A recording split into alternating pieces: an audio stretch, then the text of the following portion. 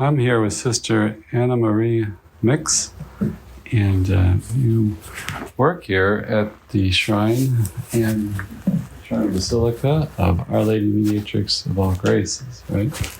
And right now we're standing in the original building, the original friary and chapel. Tell us a little bit about the history of this place. Well, this whole place, Niepokalanów, it means of the Immaculate in Polish. Niepokalana means the Immaculate, and the U on the end means pertaining to. So this all belongs to the Immaculate Conception. And we're in the sacristy part now, where his first room is, the first room of St. Maximilian. From 1927 to 1930, he resided here, and then he became a missionary in Japan. And then when he came back, he resided in another building because they kept on growing and growing. From a group of 18 Franciscan conventuals, they grew to be more than 700. And here we have the vestments that St. Maximilian used to celebrate Mass here, his chalice, and the miraculous medals that the Franciscans, they still make here, and different pictures and photos that we tell the story of St. Maximilian. And it's made, the original structure is made out of wood, timber that was, when they cleared the land, it's a pine, I believe. Pine wood, yes. They got the lumber from different places. And this all, the terrain was given by the Prince Niepokalanów. Right. And the chapel is very simple, wooden tabernacle, wooden altar, but this is the original altar that he offered Mass at. And yes, and it's the little statue of the Immaculate, and through her to the Sacred Heart of Jesus. Today is the first Saturday of the month, and we celebrate the Sacred Heart of Jesus for the Kingdom of the Sacred Heart of Jesus. The whole Knights of the Immaculate movement was founded for the Kingdom of the Sacred Heart of Jesus. Okay. Well, let's walk over to the museum. What else that perhaps people don't know too much about St. Maximilian is that he was very gifted, talented in mathematics and physics. And he, as a student, he had his own idea for a rocket ship to go into space. And he sent it to, when he was studying in Italy, he sent it to a magazine in Italy to get it published maybe, but it wasn't published. He got a letter back saying, thank you, very interesting. Scienza per tutti, it was a magazine. That was very interesting. And these are actual sketches. Yes, we have all his original writings, his sketches, his ideas for inventions that are in archives. I work in the archives as well. And, you know what this is here? yes, this is his idea for a telegraph. He also said that perhaps one day scientists will invent a machine that will tap into the sound waves trapped into the rocks, and we can hear voices from the past. It's very interested in those things. And well, you had me up to that point. He also said that everybody knows that there are 3 dimensions, but maybe there are more dimensions. Yeah. And he was always mathematical equation for holiness. Like he had, it was very simple, but he went into depth. Like in his conferences, like he spoke to the seminarians in Rome when he visited in 1933, I believe. And he traveled very much. Basically little w equals big W, and that means our little will united to the will of God makes us holy. And he was in, so the equation, I thought of now, the little W is our will, the big W is God's will, so united with God's will, path to holiness. And how long was he in Rome, roughly? Oh, he was for 7 years. This was during the First World War, and he was ordained a priest. He also became. He started, before becoming a priest, he started the Knights of the Immaculate in 1917. And that was the first group of friars, 6 other friars with them started in 1917. He didn't know about Fatima at that time, but that was the same year as well. Our Lady appeared in Fatima. His first Christmas Mass that he celebrated as a priest was for the intention of being a victim of love. And he also celebrated Mass for the intention of being a martyr. And that was his whole life. He had this great zeal to be totally consumed for love for the Immaculate and for souls. That was his whole life. And he was ordained at St. Andrew of Bari? Saint Andrea delle Valle, yes. In Rome, and then he had his first Mass At Sant'Andrea delle Frate, where where Blessed Mother appeared to Ratisbon, and he received the grace through the Miraculous Medal, because when he was studying in Italy, St. Maximilian got to know more about the Miraculous Medal, the Medal of the Immaculate Conception. And he heard the story about Ratisbon that many years before, the friend of his gave this medal and said, please say this short prayer. And he did so. He was an atheist. He was a Jewish atheist. And he really had a great dislike for the Catholic Church because his older brother had become a priest. And basically, when he saw Our Lady in the church, Ratisbon, he had the gift to understand the faith, and he believed right away. And afterwards he received baptism, and he also became a priest. And with his brother, they set up a religious association for the conversion, especially of the Jewish brothers. I heard a beautiful telling of that story where he just came out of the church, Alphonsus Ratisbon, after seeing Our Lady, and that's all he just kept saying. I saw her, I saw her. Yes, he was in shock. Yeah, and I think he was just so taken by the beauty of it, too, that it was like, that's what I think of it. I heard that St. Maximilian wanted to have a devotion to like saints that saw Our Lady in particular, and he tried to cultivate that in himself. Well, yes, he did. He had a great devotion to saints that had visions. We believe that because he himself saw Our Lady. And like Saint Gemma Galgani, he had great devotion to her and read her biography many times, and also was at her beatification in Rome. Wow. And she was like a third order passionist? Yes. She wanted to become a sister, but because of her illness, they didn't want her. But then afterwards, they wanted her. Yes, yes. And she, passionist in Lucca, Italy. And she worked in people's homes, right? I don't know what you would call that. But she was. I'm not quite sure. She died very young. Okay. And, I think she was a servant in homes. She was very poor. Povera Gemma, she would say. And she also, St. Maximilian loved St. Teresa, the child Jesus. And she also, when she was very sick, she saw Our Lady kind of smile at her from the statue. So that also was very dear to him.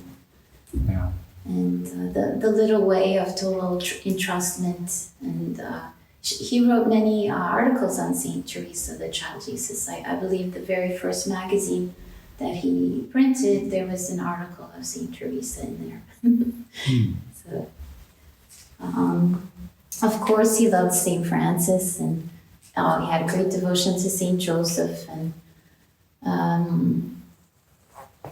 Saint Anthony. His younger brother had a great devotion to Father Alphonse Kolbe, who helped him very much in Grodno and also here in Niepokalanów. He helped with the editing of the magazine and starting the minor seminary. Unfortunately, he died in 1930. His appendicitis, it was too late for him. They took him to the hospital, but it was too late.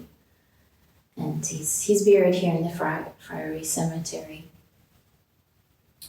And we're looking right now at pictures from the Friary of the commercial printing press. There is huge printing press the size of a truck here. And we're looking at a desk that I'm fascinated by. I saw that yesterday. We've got a lot of papers stuffed here. That's his brother. That's his brother Alphonse. But you could see there's some, I don't know exactly, but I think that's Saint Teresa over there, or Father Venanti was a good friend of Saint Maximilian. He's a servant of God now, but that's Valenti here? Father Venanti is here. He already passed away. He is the patron of the magazine. He passed away just before it got printed. And, but that's a whole other story. There's a lot of saints in the lives of saints, because it's not just about him, it's the people that they influence and they were influenced by. So he had a lot of holy people that he was inspired by, and he inspired many others to be holy as well. And in Grodno, it's kind of a funny story, because it wasn't all roses for St. Maximilian. In Italy, he had his first symptoms of tuberculosis, and they thought he would die there. While playing soccer. By playing soccer, he spit up blood. And they even, they wrote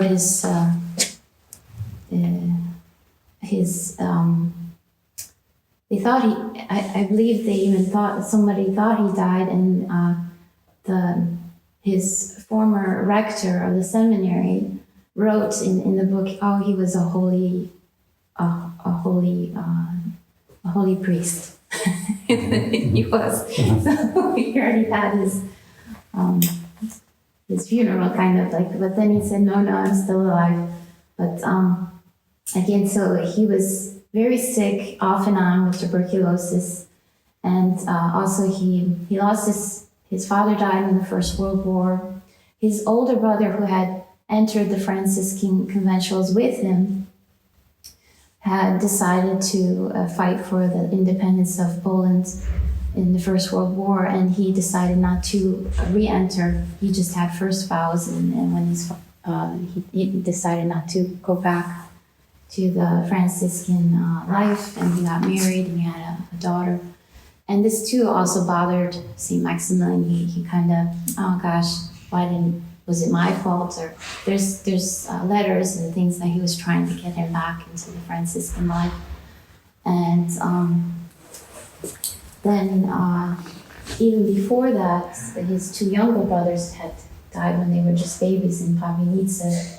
So he had a lot of difficulties growing up, and the whole history of Poland also of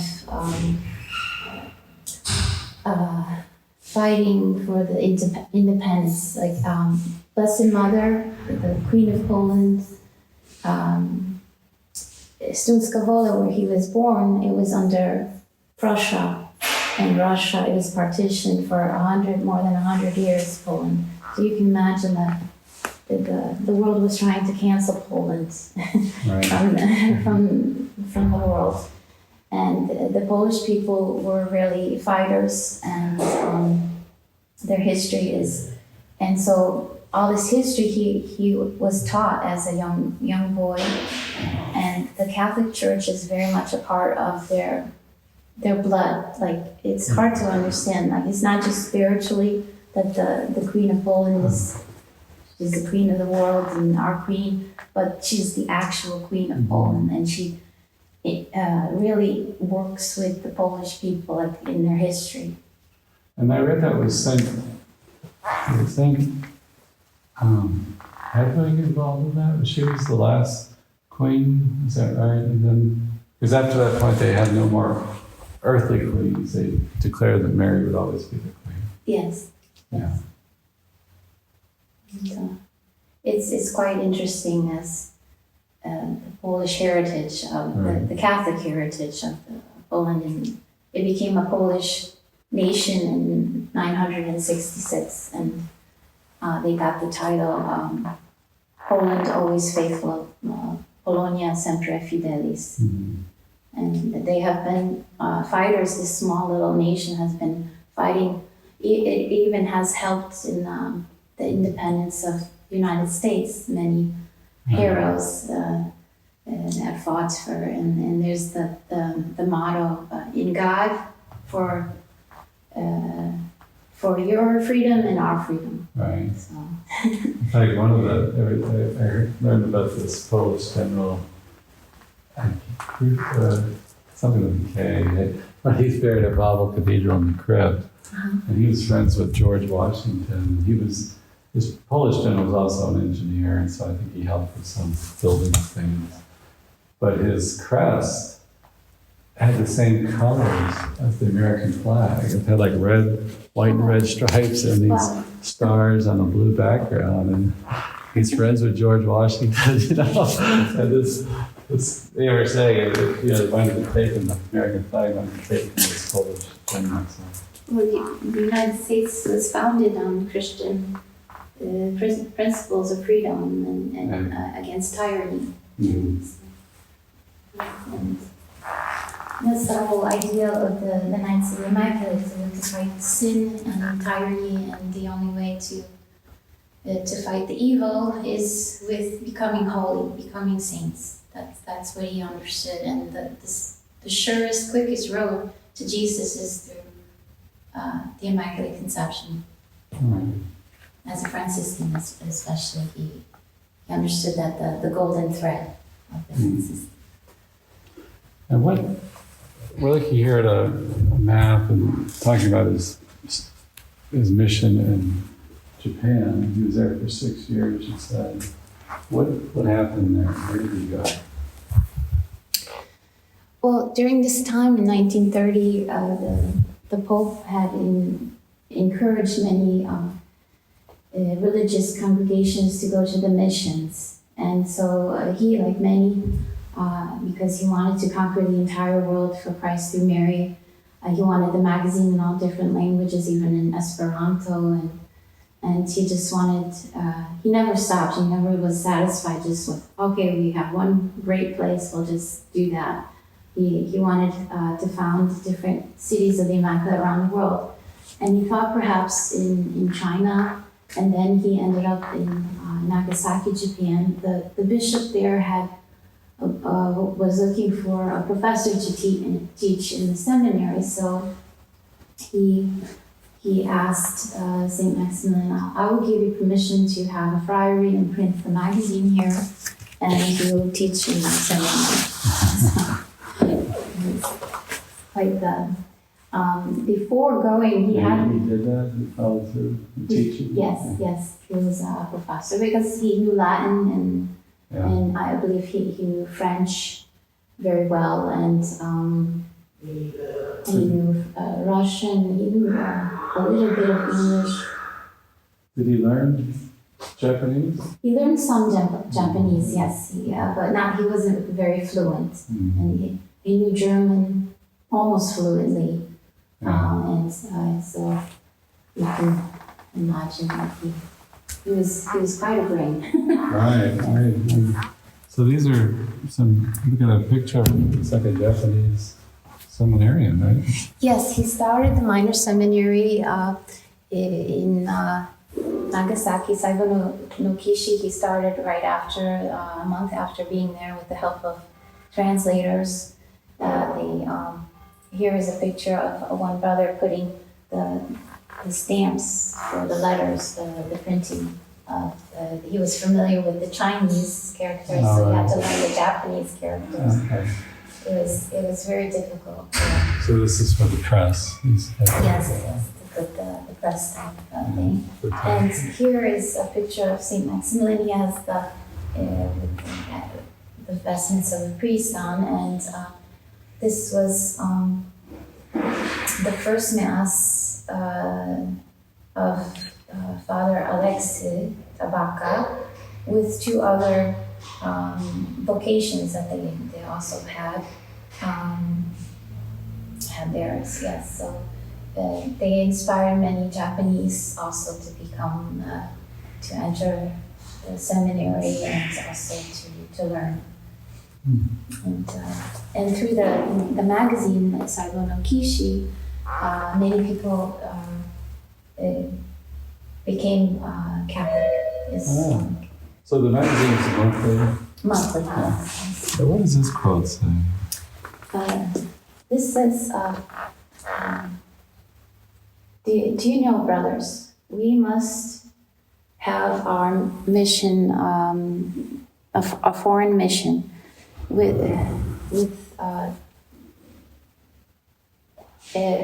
the difficulties we'll realize it. All we have to do is trust the Immaculate. And he did. he really just had this incredible trust through the difficulties.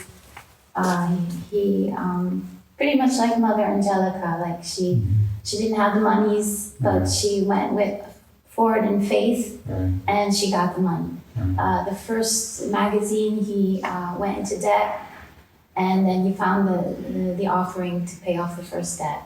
Then also when he asked his superiors if he could start a mission in Nagasaki, Japan, they said, yes, you can, but we don't have funds for you. And do you know the language? No. Do you know anybody there? No. You're just going to go? Yes. You by yourself? Well, I have some. First, he went with four Franciscans, and then more later on came, and they were also very dedicated holy brothers. And they also did a similar friary on the side of the mountain. They bought the land on the side of the mountain. It wasn't it was very hard work to excavate at the side of the mountain, and but it was cheap land. It was that's mainly why he bought it. But it also was divine providence because it was protected by the atomic bomb blast in the Second World War. Only the windmills blew out from that time. And it's still there. They have a museum dedicated to St. Maximilian. They still print the magazine Saibo no Kishi. It's the Japanese province of the Franciscans now. And the Catholicism in Japan is just less than 1% of Christianity in Japan. And of that is a small percentage of Catholicism, but the Protestants and Catholics work together a lot. Just I believe a few months ago, Pastor Tamon, a Baptist minister, he came here from Japan, and I showed him around. He was very interested in the life of St. Maximilian. There's a lot of Kolbe connections. Even he's very much actual in working in the life of people. He said that here on earth, we work with one hand, and the other hand we hold on to Our Lady, but in heaven we have both hands free to work. And this gentleman here? This they had also many visitors there in Nagasaki, and this was a priest, a Japanese priest, Matsukawa. He was a guest that came to visit. And this is the seminary itself? Or? This is the seminary after the war, like it was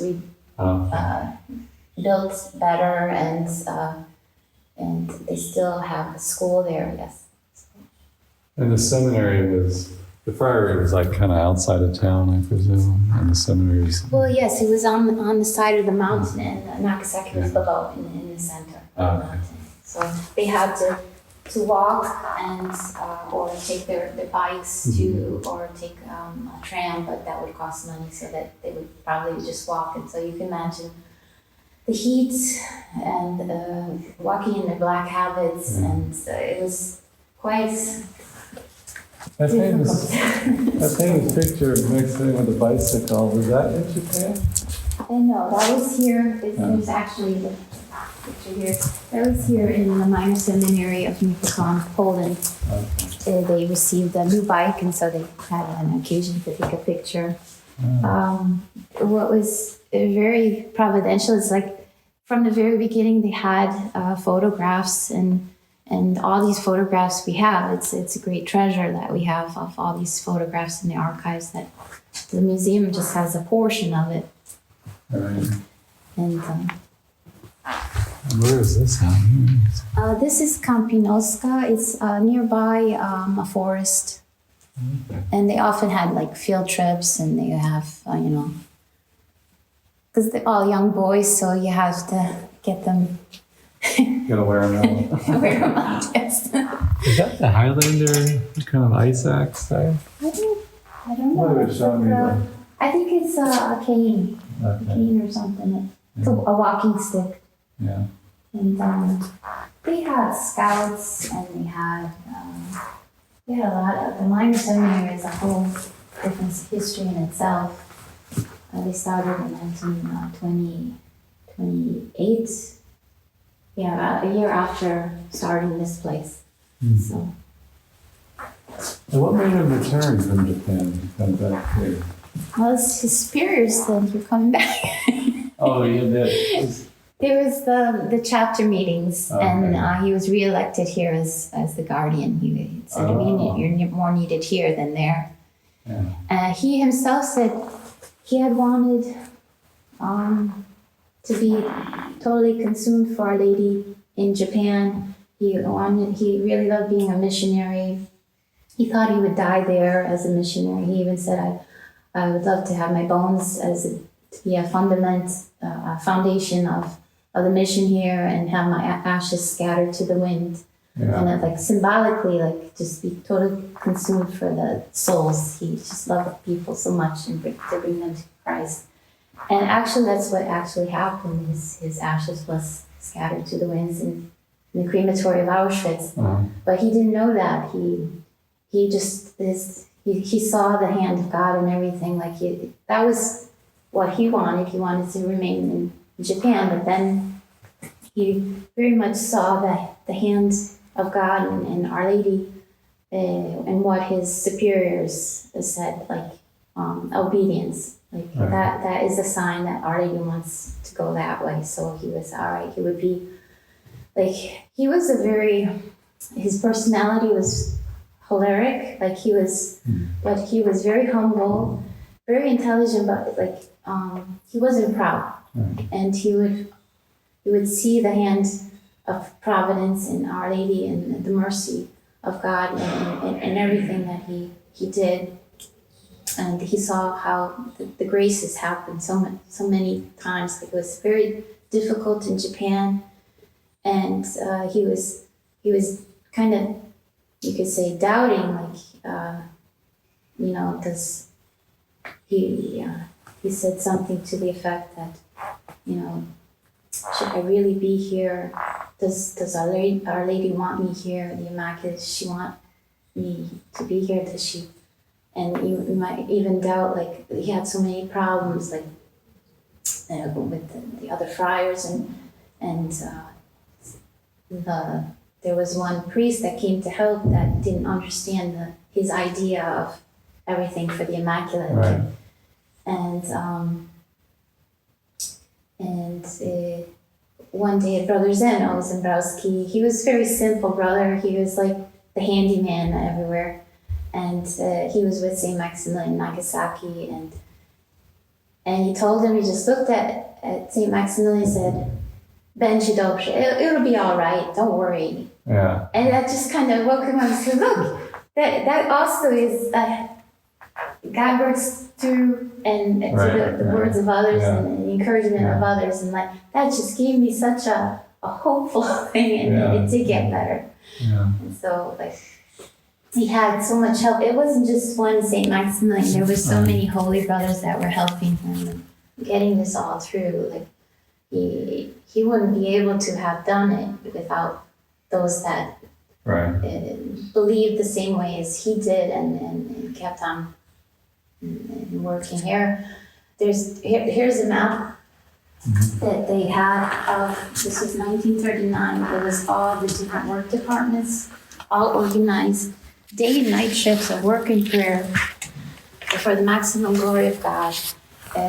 From the very beginning, they had electricity, generator for electricity. They had their own telephone system, all the latest equipment for the printing. And here you can see the expedition for Poland, the administration offices, for the post office for the different places in Poland, and then for the world. Then he started every first Sunday of May. It was the MI Sunday, and it was like to get propaganda for the MI, to get it all around the world. He had different languages. He had reporters here. It wasn't closed. It was so we got to keep on going. And then He had lay people, reporters here? yes, they weren't living here, but they came to see. There was one reporter who came and he had an interview with Saint Maximilian. Right. And it was a very interesting interview. It was printed. I don't know if it was translated into English, but if you're interested, I can translate it for you. It's very interesting. And he also had a tour of Niepokalanów, what was going on. Many people came to visit and see this place. Some prelates of the church, they came who were also the guests. And one day, not everybody was on board with what St. Maximilian was doing. It's kind of, and they said, well, what would St. Francis say to all this expensive equipment and everything's so expensive, it's against poverty. And St. Maximilian said, no, St. Francis wouldn't say anything. He would just roll up his sleeves and pitch in with the work. He had a good sense of humor. He loved to crack jokes, like play on words, kind of like a dry sense of humor. Like what was in Polish, it's hard to translate because it's a play on words. But the firefighters here, one firefighter, Brother Harabin, he has a street named after him because he was a dedicated firefighter. And he asked St. Maximilian, it's going to be wintertime, where can we put the hoses for, where can we store the hoses so that they won't freeze? And the same word for hose is the same word for snake in Polish, węża I węża. And St. Maximilian with a straight face, let the snake die. Right. And then he would just laugh and say, oh, they put the good snakes in the garage. And this schematic chart, it looks like a printout. It's not like handwritten by hand. No, it's printed out. It's printed out. A lot of things were printed. I mean, he even had his own signature printed out on the MI diplomas. Okay. So many people, even today, they say, I have the original handwriting. Well, yeah, but it's a printout of his signature. So we have a little bit of it. And maybe something else. Oh, did lay people, were they part of the writing staff at times, or like for the daily paper? Well, yes. There wasn't just one monthly. There was a monthly for adults, for children, for youth. And then there was a monthly for priests in Latin. So these monthlies were basically done by the Franciscans here. And it wasn't just St. Maximilian. There were different directors, brothers, friars, or articles for them. So they would print out the lay people articles. So yes, mostly Franciscans wrote the the magazine articles, Mm-hmm. but they also had lay people that were good Catholics that wrote articles as well, or other priests, diocesan priests. For the daily newspaper, to explain how this works. The daily newspaper was started in 1935. St. Maximilian was still in Nagasaki. The director of the daily newspaper was Father Marian Wojcik. And how it worked was like all the other newspapers had the same information source center in Poland. And they would every day gather the same information from that source. Right. So it wasn't like, there would be different people that would be writing those articles. They would use that information printed out, and there would be Franciscans who would be printing their articles, but they would be using the same articles also, reprinting those that were reprinted in other newspapers as well. So St. Maximilian wrote a letter to this director from Japan saying, just be careful that the editors that you use, the different, the lay editors that cooperate with the little daily, make sure that they're in line with the Immaculate, that the Immaculate has to write her name to every article. So, and not to encourage hatred or animosity between different peoples or anything. We're doing this for souls. So and everything he made sure that and there was once the daily newspaper wasn't just here in Niepokalanów, but they had all over Poland. They had different centers for the night of the for the daily newspaper. It was how do you say, like they would have the newspaper, and then they would have the community news as well for that city, like that. Gdańsk and Warsaw would have their own news, and it was like an added, like I don't know how to, like newspapers, they still have that, like the daily news for the community of that city. And they'd have like a Hollywood celebrity gossip column. Yes, they had cartoons, they had humor, and they had sports. Really? Sports. They had everything. They had cinema. Okay. So it wasn't just about Niepokalanów.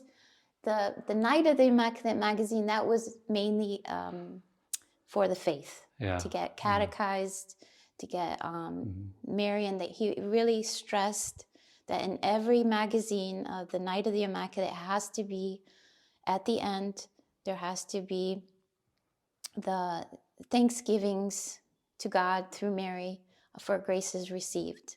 Because through this, people are inspired to give their life to God through Mary, and they are given hope. He wanted the magazine to be an instrument of hope, good news. Not just, but because the news that we have is all bad news, The good news doesn't make news. So we have to give inspirational hope, tell people what Our Lady is doing in the lives of people. And when they read that, they say, hey, Our Lady gave this grace of healing. I can ask also for healing. I can convert. Because that's how the graces were spread even more that way. So, and it's still being printed today.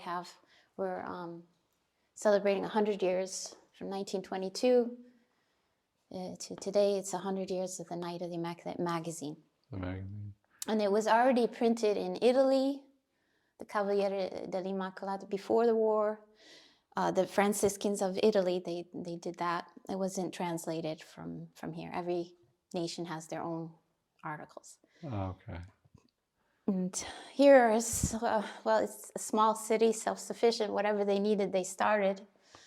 They had their own bakery. They had their wheat, their chickens, cows, milk products, cheese. the fire brigade that was started in 1931 to first protect their own buildings because there was a fire here and they didn't want to lose their expensive equipment.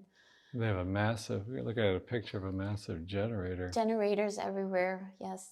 Now, did they have trouble? I mean, so this is like the Great Depression, which affected globally, was like late 20s, early 30s. I mean, did they have trouble building and acquiring? I mean, I would think money itself outside of war was tight. Yes, they did have the difficulties. He had a lot of free manpower. Yeah. So all young men that they were, they were devoting their time. This was all, so that also helped a lot. Also, people gave donations. Everything that they received, they put into the apostolate.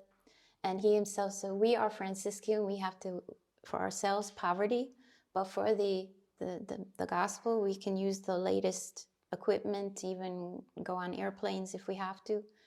And I'm looking at this generator. It's like the size of a locomotive engine. I mean, that's a big... Yes, from the beginning, they had the small generator, and then they got the bigger ones, and then they had the daily newspaper. You need a lot of paper and a lot of...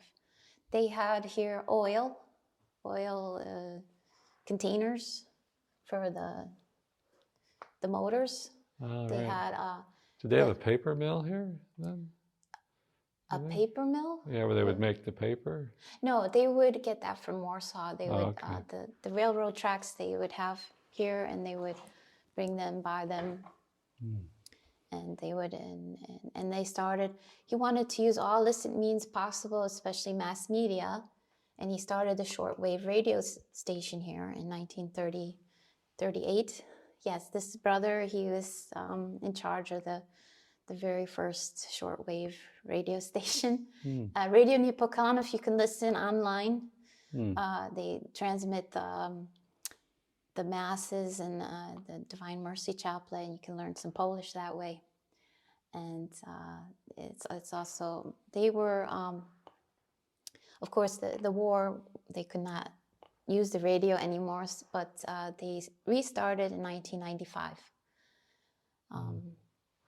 And they're still going strong. Radio. I'm looking at a picture here. It says the infirmary. Yes. And I remember he had a famous quote that I've quoted many times, but he said, the greatest work in the friary is done in the infirmary. Yes, yes. So this is his infirmary. I'm looking at it. Yes, well, every friary has to have, like, when they get sick, a little place to help. And they had, that's actually, you are one of the most important work departments. Right. Because you offer your sufferings for graces that we need. Right. And he himself, being a sick person, he knew how hard it was. Right. Like when you can't do anything and you're just laying in bed and you want to do so much and you can't. And he knew that firsthand. And also having tuberculosis, that was infectious disease, so sometimes people wouldn't even visit you, Yeah, so he understood the sorrow and the difficulties of that. When he was in Japan, was there persecution then? I mean, Poland's one of the allies fighting the axis of evil. I wonder if the Japanese government during that time, he was before the Second World War, so... and he came back in 1936. But the Franciscans that remained there, yes, there was persecution. They had to leave.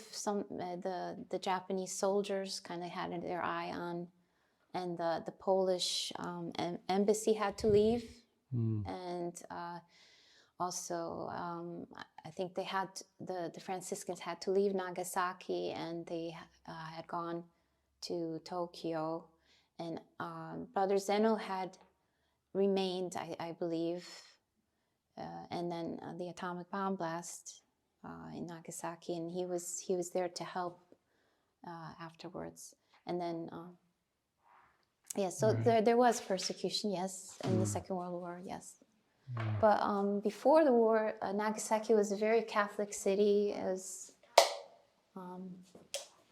The Japanese history also was quite interesting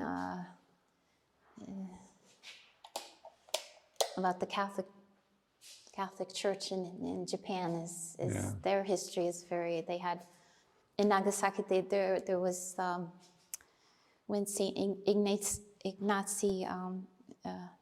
Xavier, sorry, Right. Francis Xavier had brought the gospel to Nagasaki in Japan.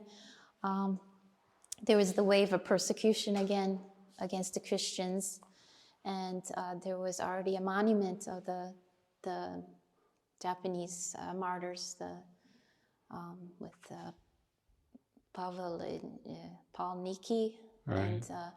and so Saint Maximilian was there. He saw that. He saw the cathedral, the beautiful Aurora Cathedral in Japan, in Nagasaki. That survived the atomic bomb blast. Nothing happened. The other cathedral was practically destroyed. Here we have a beautiful. We just received it this last April. It's a blue glass cobalt statue of Saint Maximilian Kolbe, small. And it's a beautiful story. The artist is not Catholic. I don't think he's even Christian, but he was inspired by the life of Saint Maximilian, and he's an artist. And he saw a ceramic statue in one of the churches that he had just went into. This was during the COVID lockdowns, and he was kind of very sad because he had been separated from his family, his mother.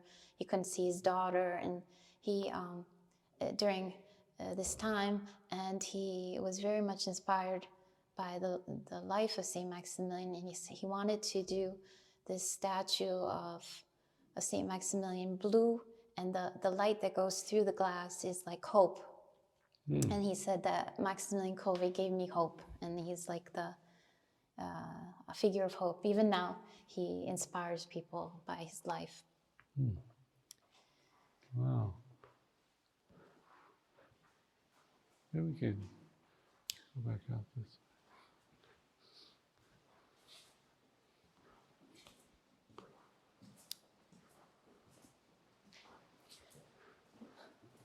That shows him hearing confessions in Auschwitz. Oh, right. It was all very clandestine. He couldn't pray and everything. Many different artists are inspired by the life of Saint Maximilian. And any ideas or thoughts come to mind about the whole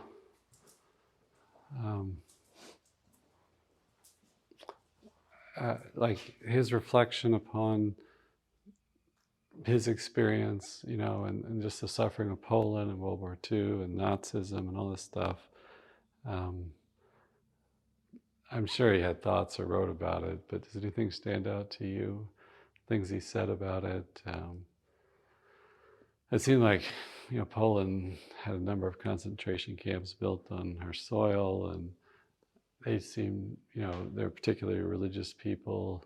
I don't know if he had said anything about Poland's role and the role of Christianity in combating Well, this. he did tell the Franciscans, the brothers, that and even in the first arrest, when they were taken to the 3 different temporary internment camps, this was like a tactic of the Germans to instill fear in the Polish people, like arrest and displaced, forcibly displaced in different places.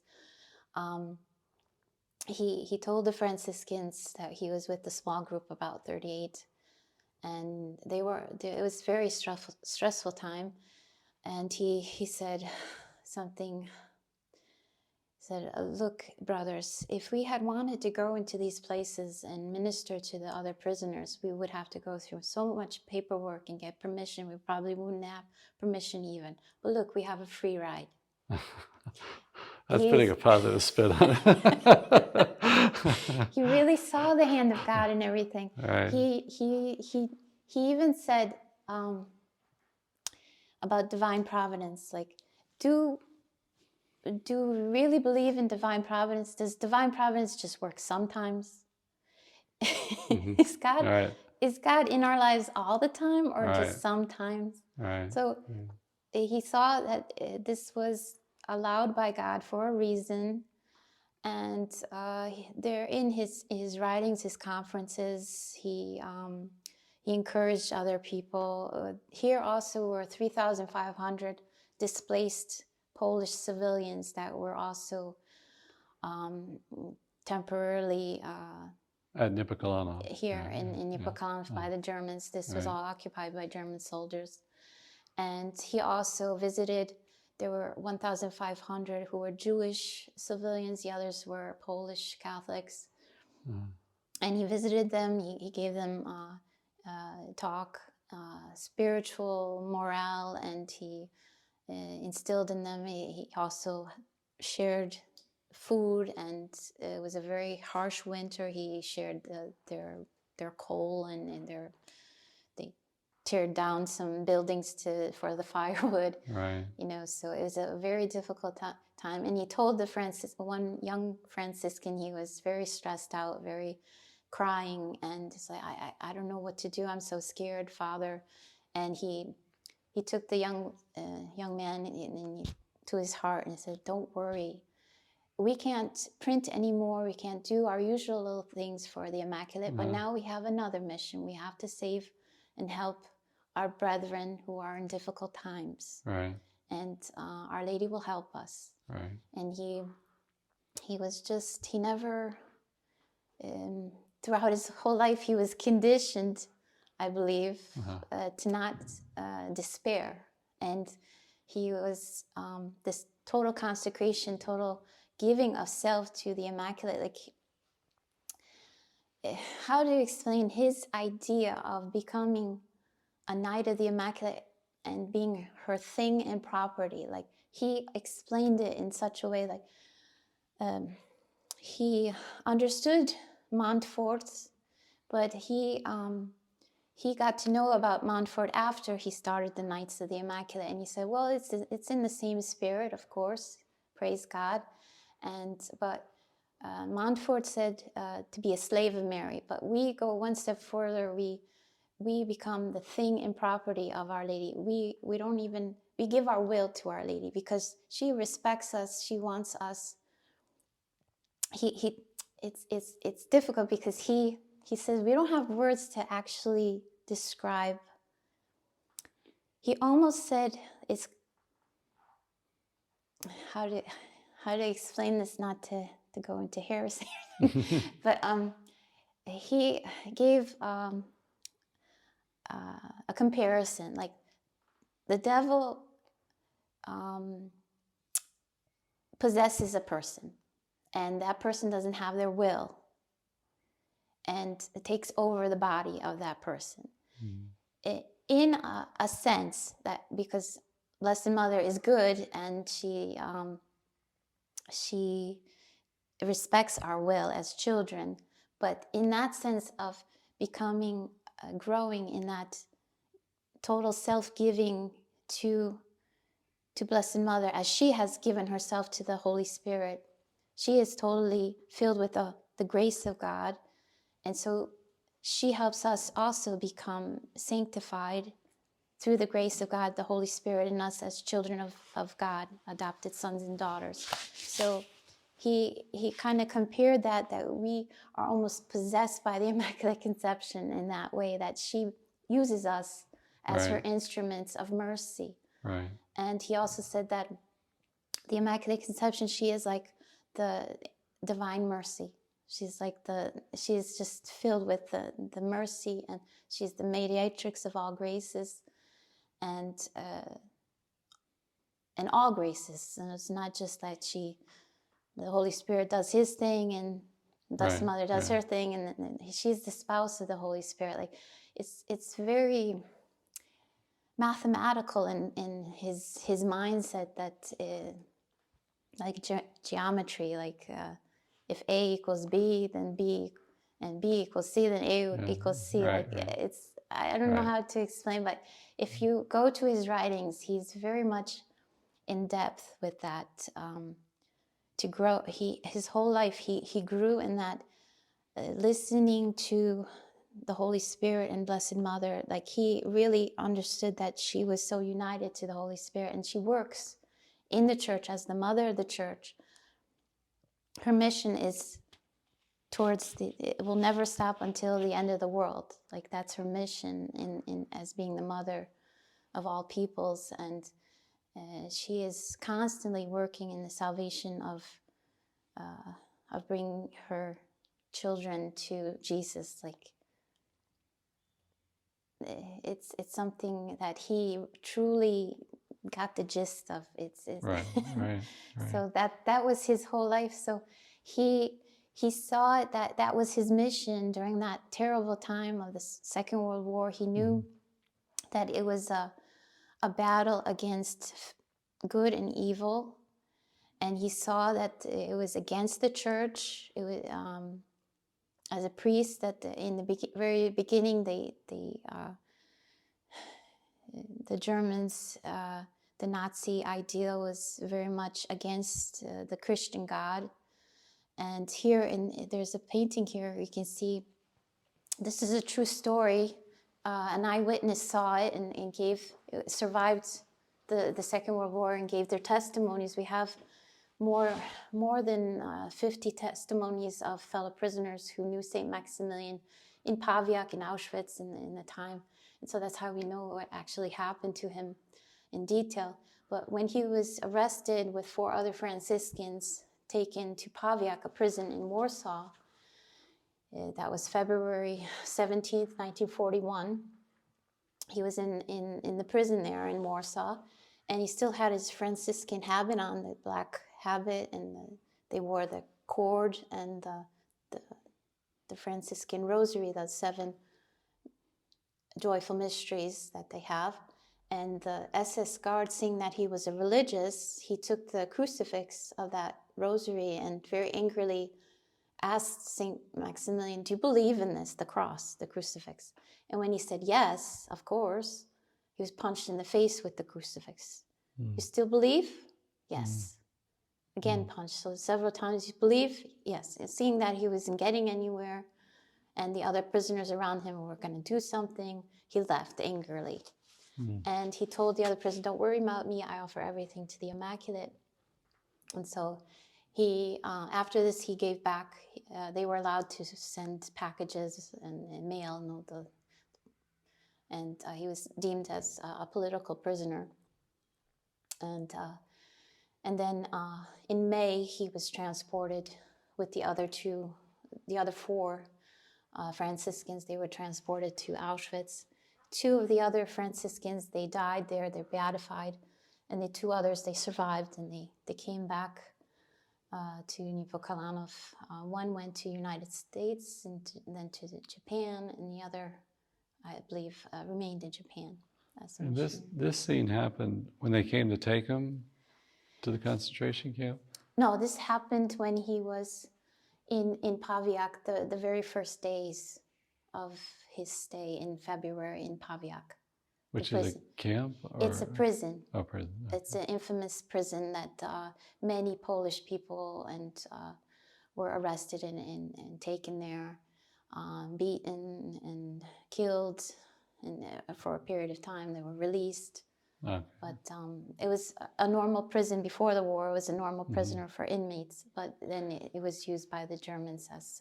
right. There's a museum there if you ever get a chance to see. Okay, and this, I'm looking at a recreation of a cell. This was his cell? It's just to show his what it would look like, because sometimes large groups of people come and they don't have a chance to see his original second cell that he stayed here. So this is not the actual desk? No, okay. no. The actual desk is in his second room. That's what we saw already, yeah. Okay. Yes. Well, thank you. These are our original Knights of the Immaculate magazines that they have in the Maui Genik. Is that an abacus in the back? Yeah, the abacus. Ah. They have. Oh, this is how the Maui Genik is. We have in the archives a whole mess of them. Yeah. So they burned a lot of these because the Germans did not like this paper. They called it a hate paper because it was considered against. intolerant, right? Yes, it was considered intolerant of the Third Reich. That's the same language we hear today back home, intolerance. Intolerance, yes.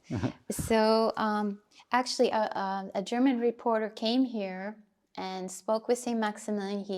He showed him around, told him that we're a religious institution. We want to save souls. We're not involved in politics or anything like that.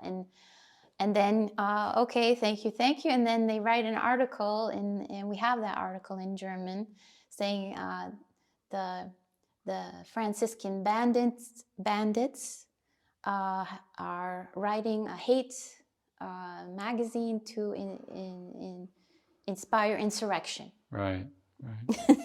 But you can see here, Father, some of the, like I said, the advertisements. They have Nivea cream. What is Nivea cream? I see that. Nivea cream is Like a face cream? It's or? face cream. Okay. Cream. And sports. Oh, there you go. Polish, France. Wow, that's Sport match. So this is from 1935. The date on it. Yes. Then they have some strike in France. What was going on? This is about boxing. Is that a? Official match. I think it's soccer match. It's a soccer match, football match.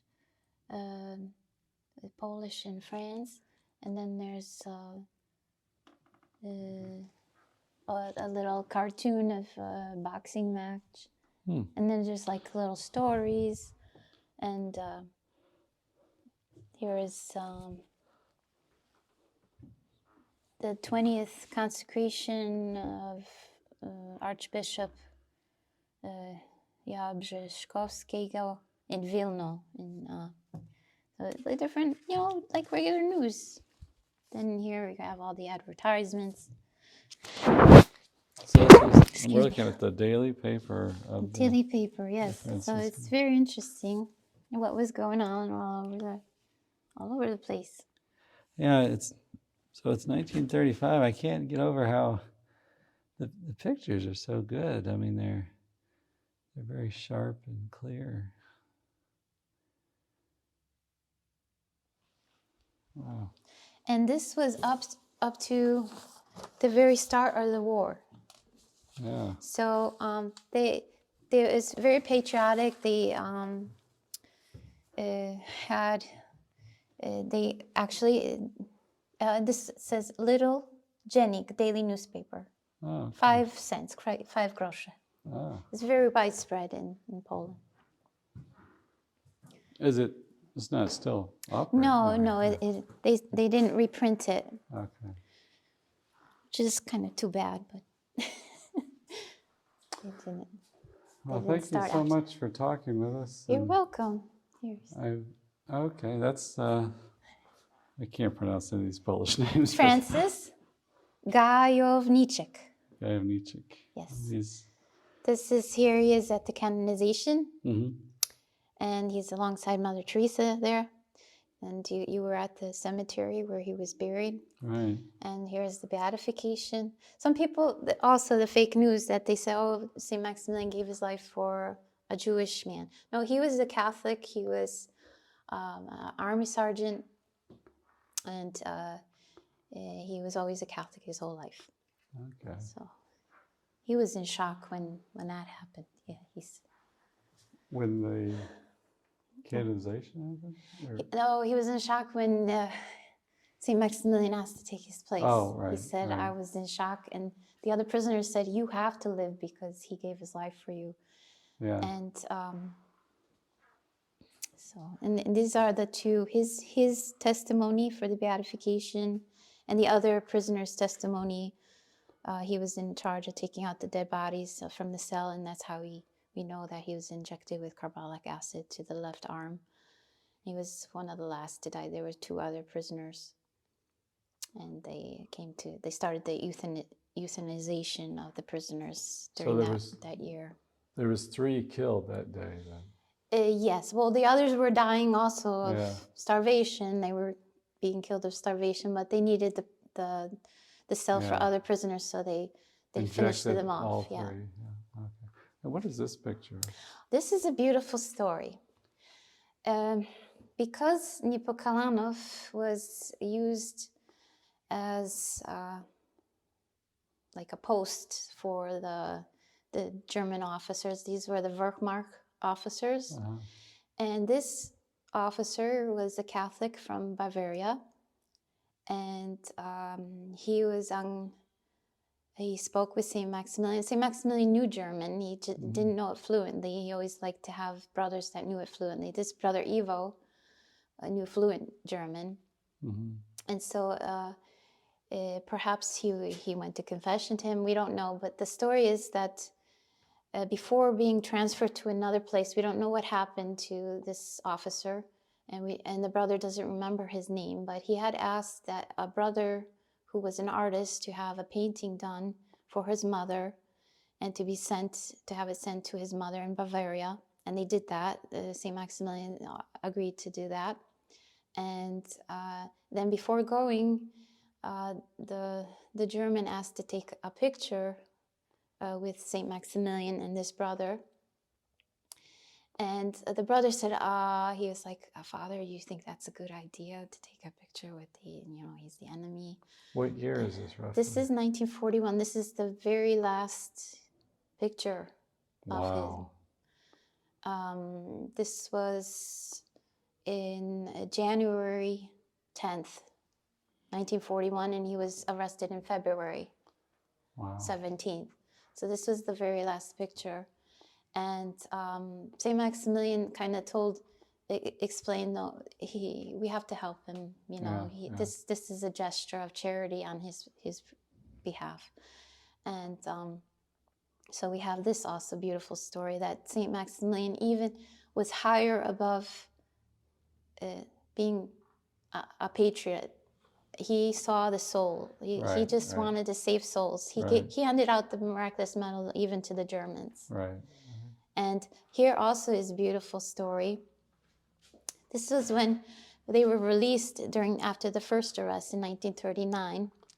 Hans Mulzer, this is Hans Mulzer, pastor, Lutheran. Okay. And, he's dressed in his German soldier. He was the head of that, what was Ostreżów, where they had been temporarily detained. And then they were released on December 8th. And they took this picture. This brother made a statue out of mud, out of clay, the mud. And